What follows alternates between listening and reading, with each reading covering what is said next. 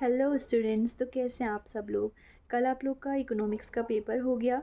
बहुत बच्चों से मैं मतलब जो बच्चे मेरे कांटेक्ट में थे मैंने उनसे बात की। वो बच्चे बहुत खुश हैं और उनको देख के हम, आपके टीचर्स, आपके पेरेंट्स, सब लोग बहुत खुश होंगे क्योंकि आप लोगों ने इतनी मतलब इतने आप लोग खुश हैं क्योंकि आप लोग की जो मेहनत है साल भर की, वो कल आपके पास मौका था दिखाने का और आपने दिखाई। आपका पेपर बहुत अच्छा गया, बहुत अच्छी बात है। और मतलब आज की जो वीडियो है ये मैंने इसलिए बनाई क्योंकि वैसे तो सारे क्वेश्चंस आप लोगों ने ज़रूर किए हुए हैं, लेकिन हमें जो जो आपके पेपर में क्वेश्चन आए थे ना, उनमें से जैसे ऑप्शनल में आपने सोचा होगा कि नहीं मुझे ये ज़्यादा अच्छी तरीके से आता है तो मैं इसको करूँगा या करूँगी, मुझे ये वाला उतने अच्छे तरीके से नहीं आता तो मैं इसको नहीं करूँगी या करूँगा, पहले वाले को कर लेता हूँ या दूसरे वाले को कर लेता हूँ।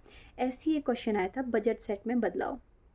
जो जो बच्चे मतलब मेरे कांटेक्ट में हैं, कुछ ने वो क्वेश्चन किया भी है, कुछ ने नहीं किया।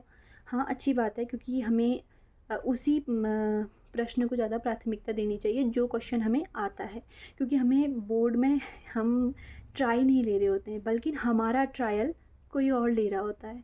तो हमें वो सोच के अपना जो भी उत्तर होता है वो लिखना होता है। तो जो बजट सेट में बदलाव था, कल एक क्वेश्चन आया।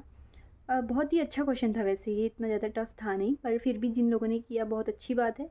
जिन्होंने नहीं किया वो थोड़ा बहुत समझ लेना चाहिए, ताकि आप लोग अब जब आप लोग अपने बैचलर्स करेंगे या कुछ भी करेंगे तो मतलब थोड़ा बहुत आप लोग को पता होना चाहिए, है ना। और इकोनॉमिक्स ऐसा सब्जेक्ट है कि इसके बारे में जितनी भी नॉलेज आपको मिलती है ना, वो कम ही लगती है।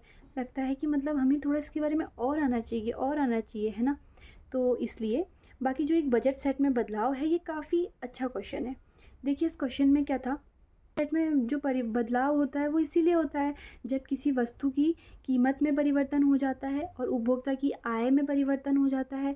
उन दोनों परिवर्तनों के कारण जब उपलब्ध वस्तु या फिर वस्तु के बंडलों में परिवर्तन हो जाता है तो उसे उपभोक्ता सेट में बदलाव कहते हैं। देखिए, बदलाव तो तभी होता है ना जब कोई स्थिर चीज़ या कोई चीज़ ऐसी है जिसकी कोई कीमत है, या कोई उपभोक्ता ऐसा है जिसकी कोई आय है, वो जब परिवर्तित हो जाएगी। कुछ भी चीज़ में जब परिवर्तन होगा तभी तो किसी अन्य चीज़ में परिवर्तन होगा ना।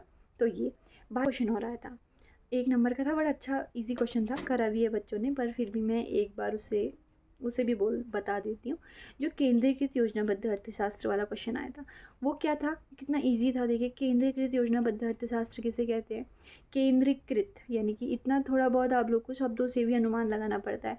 ज़रूरी नहीं है कि आपको सारी चीज़ें एक एक करके पढ़ाई जाएंगी, है ना। क्योंकि अभी तक 12th क्लास तक ना, ये मैं आपको एक्सपीरियंस है इसीलिए शेयर कर रही हूँ, क्योंकि 12th क्लास तक सारे टीचर हमारे पीछे बिल्कुल लगे रहते हैं कि तुम्हें पढ़ना है, कि तुम्हें पढ़ना है, तुम्हें पढ़ना है। जैसे ही आप एक बार स्कूल से बाहर आ जाते हैं ना, कहीं कॉलेज में, किसी इंस्टीट्यूट में, किसी यूनिवर्सिटी में आप जाते हैं, तो वहाँ आपके पीछे लगने वाला कोई नहीं है। 45 मिनट का लेक्चर होता है, सुनना है सुनो, जाना है जाओ। टीचर भी मतलब कोई आपके पीछे लगा नहीं रहेगा, एक एक करके नाम लेके नहीं बुलाएगा आपको कि आपको समझ में आ रहा है कि नहीं। 12th क्लास तक तो समझ में आ जाता है।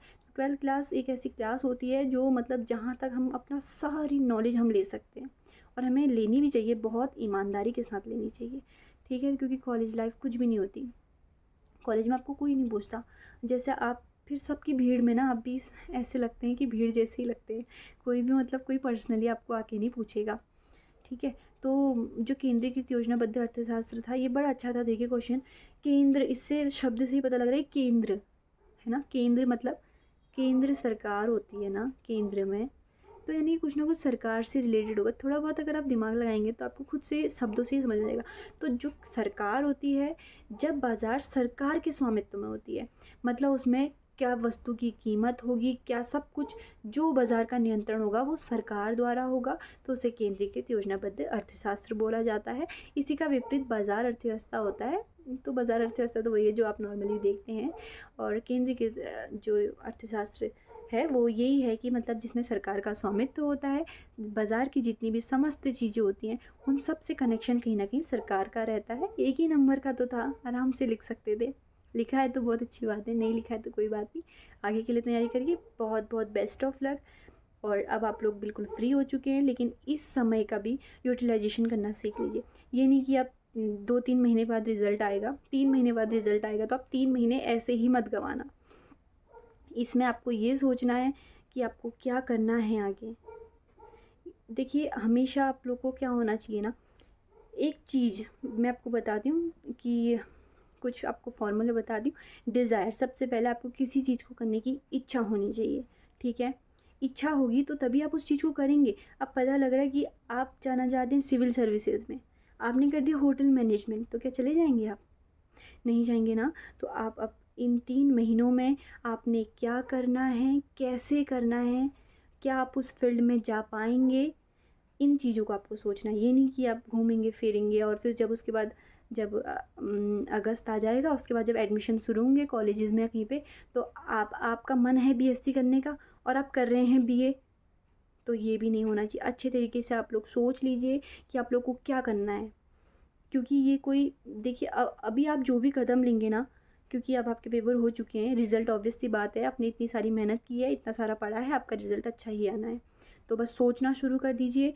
और एडवाइस लेना बहुत अच्छी बात है, लेकिन उन एडवाइज़ों को अपने पे हावी होने देना, ये सही बात नहीं है। एडवाइस अच्छी है तो उसको मान लो। अगर कोई आपको गलत एडवाइस भी देता है, लड़कों में ज़्यादातर ये होता है, क्योंकि लड़के ये कहते हैं कर लेंगे, 3 महीने पड़े हैं हमारे पास, क्या ही है कॉलेज कर लेंगे यार, कॉलेज ही तो करना है। ऐसा नहीं है। कॉलेज की साइड बाय साइड आपको कुछ ना कुछ ज़रूर करना है, क्योंकि कॉलेज कर लेंगे, बीए आप यहाँ से अगर कहीं से भी बीए करेंगे तो बीए करने के बाद आपको कॉलेज नहीं देगा नौकरी। कॉलेज आपको डिग्री देगा, नौकरी आपको खुद लेनी है। तो प्लीज़ आप लोग अपना मतलब अच्छे तरीके से अपनी तैयारी करिए। And thank you so much for watching and best of luck for your future.